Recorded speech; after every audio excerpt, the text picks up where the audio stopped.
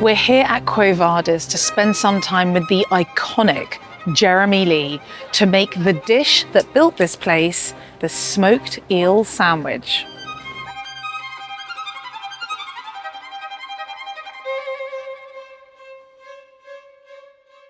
It's the simplicity itself to prepare. Just lop its head off, lop its tail off, and then all you need to do is just peel it. I know that you and I love a sandwich. We've bonded over that already. It begins with bread, which is one of the most ancient of foodstuffs. Yeah. I'm getting a lovely whiff of that smokiness already. It's It's unreal. And the great thing about buying a whole eel, rather than buying it sliced and packeted, you get this wonderful fat. That is a real prize. You can make amazing stocks out of the bones. Yeah, I was about to say. For you, you'll get a whopper. Now, this is where it gets absolutely hilarious, of course, because it is, being a Scotsman, there's a lot of butter involved, and I think only the Irish would try and claim to use more. Oh wow! But it wants to be, liberal. Yeah. Weirdly, because you want the bread to crust on the outside, and then you do both sides. You see? I know. You know, it's restaurant quantities. Absolutely. Always is and always will be. Take a small pile of our red onion pickle, made fresh every day. What you need to do to cut through this amazing fat in the eel has, because it's very rich meat, is to ensure that it has bite and snap, hence the mustard and the horseradish. Which actually, when going back to the conversation of sandwiches, is all about the different textures working together. Every time. Right? I know, exactly. So you've got this yielding bread or this crisp toast or what have you, and this one's an in-between, so it's a fried bread, which I love. You know, and I used to love it. Who doesn't love fried bread? I mean, you know. I think something that we must also touch on when it comes to sandwiches, but also Quo Vadis, is legacy, right? Now, this is a very important year. It is a big year It's for a us. centenary year.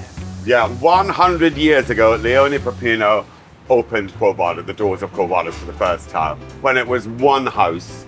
Because Quo Vadis is made up of 4 London townhouses, not higgledy-piggledy together. I mean, the miraculous thing is it still survives, and you would never get to do it now because it's listed beyond all recognition. And it became this amazing thing. I think it was a brilliant host. And so he made people feel very special. I think he always, if an artist couldn't pay a bill, he went, oh, don't worry, you can stick a painting on the wall. What's interesting with this one, to make sure it retains its crisp qualities, coat the toasted side first. Oh, really? And that gets a spoonful of English mustard. And then freshly made horseradish cream made daily. That's a really generous portion Spludge. of, I love it. I like spludge. You know, they'd all get terrible trouble for doing that. Yeah. And then you make this little Parthenon. You know, something that, straight from the Acropolis. This is where the magic works, so that it's toasted just enough to brown the bread. If you have good produce, you don't need to hide behind anything. But I think when you keep it simple, it requires an entire kitchen working flat out all day, every day, to cook what is known as simple fare. Yeah. You know, so what appears on the plate looks like it's just fallen there from the skies and it's as natural as itself. But it requires an enormous amount of discipline and work to get there. Absolutely. You know, and understanding less is more. Yeah. I'm just going, no, that's too much. Have you ever thought about, 1, ever taking it off the menu, and 2, changing it up at all?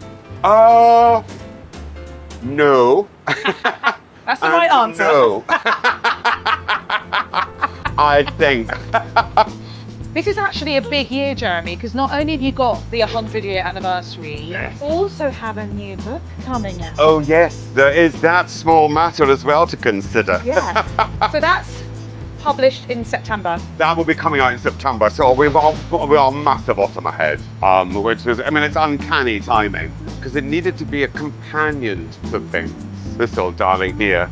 Look at the kitchen, look at what they've done to it. That is the most beautiful copy I've seen. You're very, very kind. It's quite good inside, but, they've... It's all right. Funny. Something that really interests me about restaurants and hospitality is that a lot of restaurants barely survive a decade. Quo Vadis has survived 10 decades, right? What do you think people are looking for when they come here? I think it's some great magic of Soho. and it survived 400 years because of its ability to adapt and continue. And when Sam and Eddie took it over first and they transformed it into the Orient Express, and it was magical beyond belief. It wasn't a grand restaurant anymore. It was more like a bistro or a trattoria. And I think making it that more human and that more gentle and that more simple fare is one of the things that allowed us to then catapult and maintain, sail fuel into 100 years. And so I think this timeless quality of produce and food and restaurants and chefs and the sympathetic note to it all ties it all up very beautifully with all the myriad other things and facets to the whole story. With a little proposal of spread onion. Beautiful. Gosh, blow. It's a thing of beauty. In all her glory. And there you go, darling. Et voila, bon appetit, chef. Oh, look at that. Thank you, Jeremy. It's a thing of beauty. There's a strange little darling, but we're mad for it. So I've been advised there is a way to eat this elegantly. So we take the lid off, cut it in half, then you sort of make like a miniature version. Okay, look at this. This is beautiful. Oh, there we go.